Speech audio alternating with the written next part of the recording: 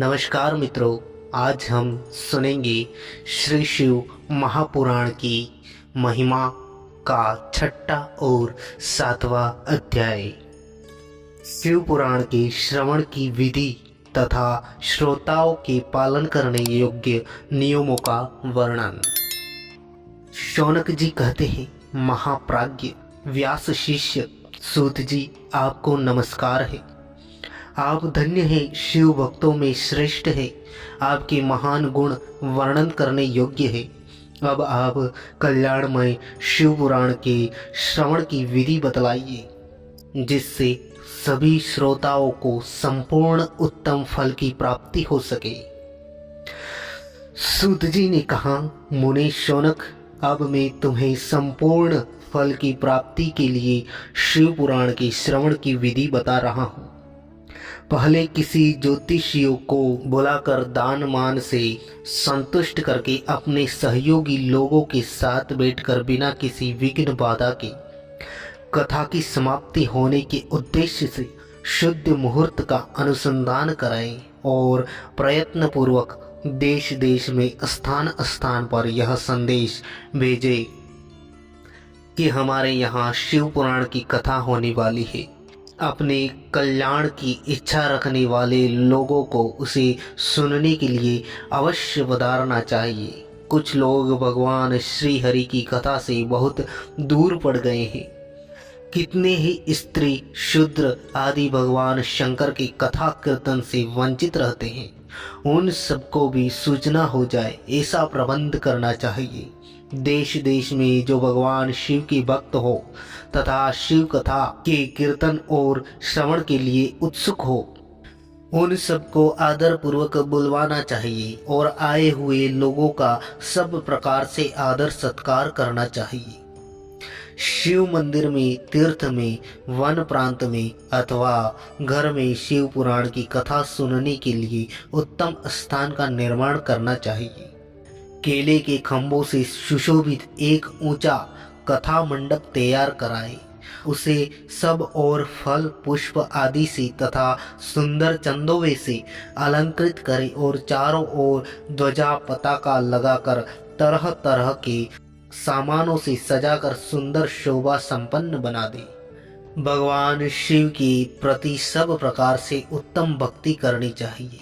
वह सब तरह से आनंद का विधान करने वाली है। परमात्मा भगवान शंकर के लिए दिव्य आसन का निर्माण करना चाहिए तथा कथावाचक के लिए भी एक ऐसा दिव्य आसन बनाना चाहिए जो उनके लिए सुखद हो सके।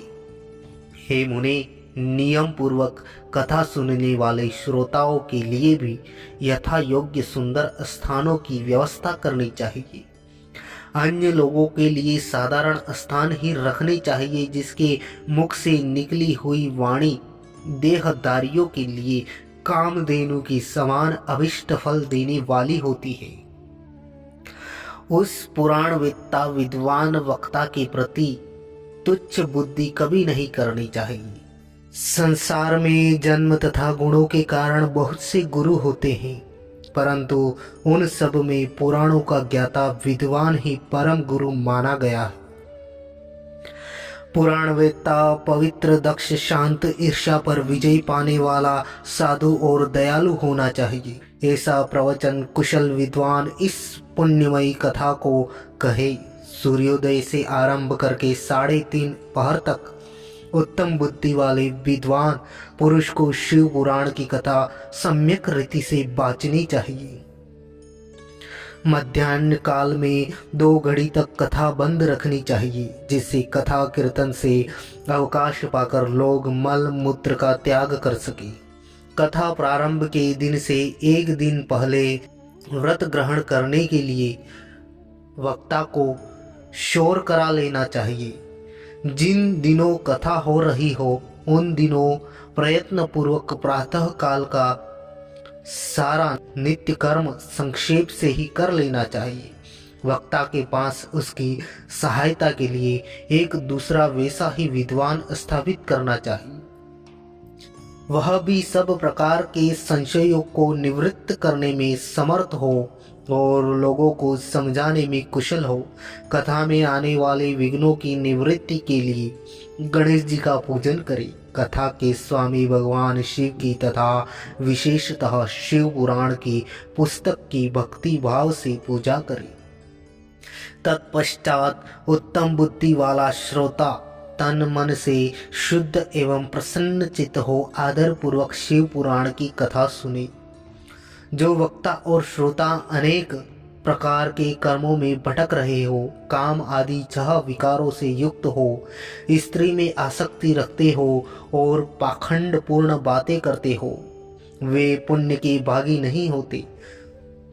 जो लौकिक चिंता तथा धन ग्रह एवं पुत्र आदि की चिंता को छोड़कर कथा में मन लगाए रहते हैं, उन शुद्ध बुद्धि पुरुषों को उत्तम फल की प्राप्ति होती है।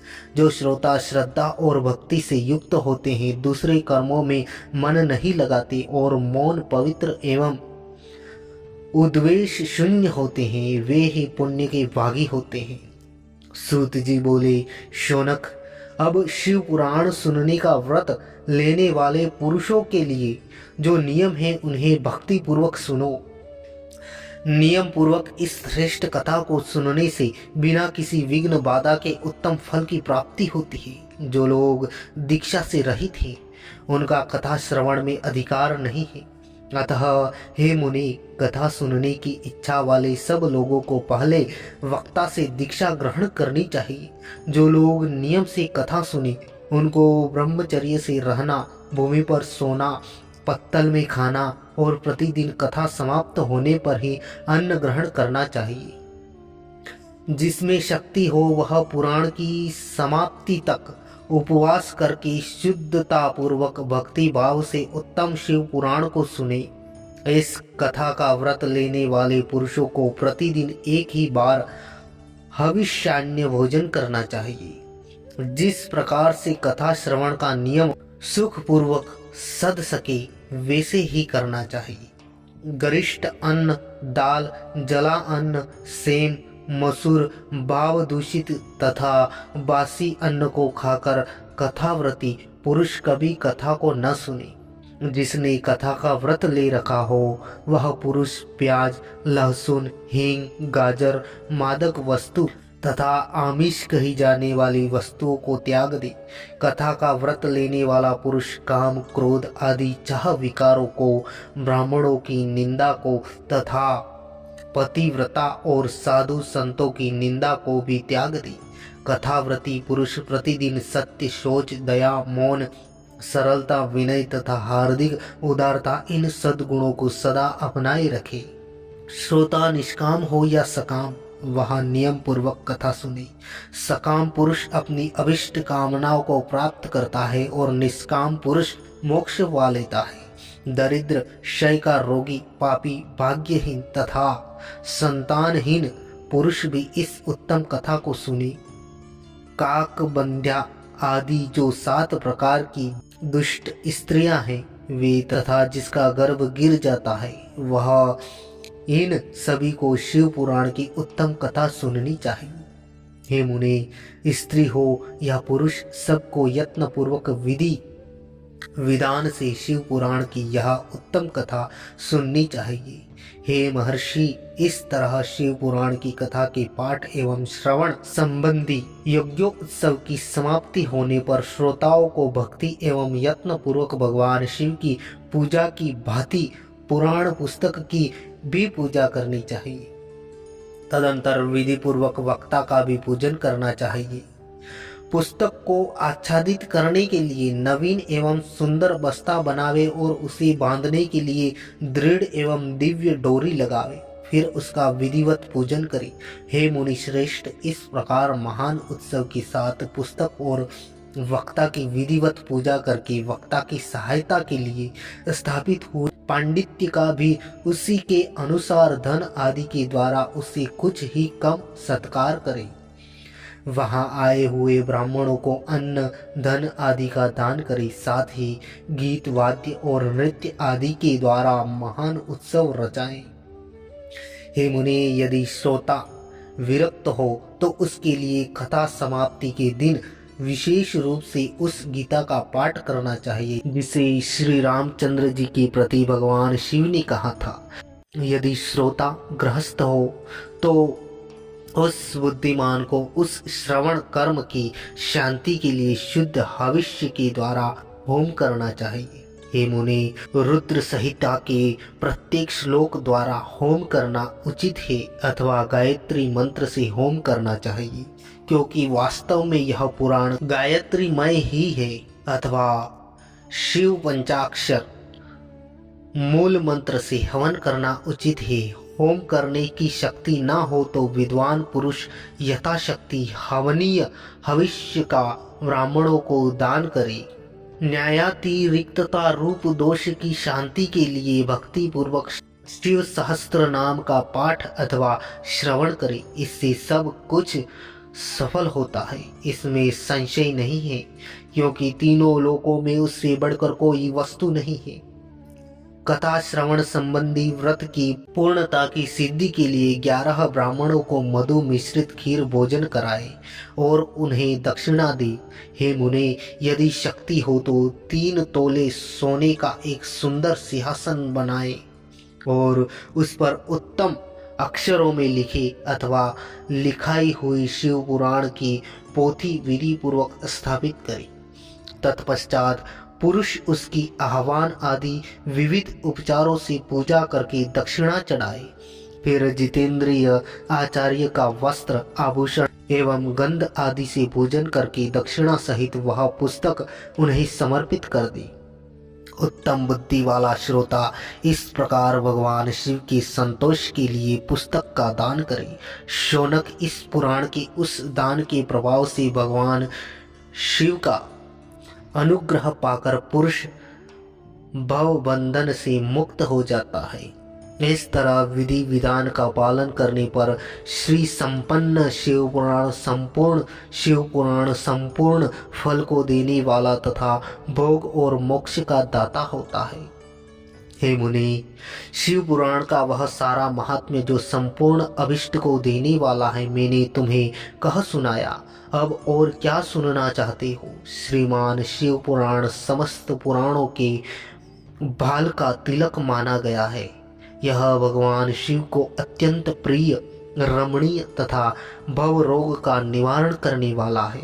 जो सदा भगवान शिव का ध्यान करते हैं, जिनकी वाणी शिव के गुणों की स्तुति करती है और जिनके दोनों कान उनकी कथा सुनते हैं, इस जीव जगत में उन्हीं का जन्म लेना सफल है। वे निश्चय ही संसार सागर में पार हो जाते हैं। भिन्न भिन्न प्रकार के समस्त गुण जिनके सच्चिदानंदमय स्वरूप का कभी स्पर्श नहीं करते, जो अपनी महिमा से जगत के बाहर और भीतर भासमान है तथा जो मन के बाहर और भीतर वाणी एवं मनोवृत्ति रूप में प्रकाशित होते हैं, उन अनंत आनंद घन रूप परम शिव की मैं शरण लेता हूँ।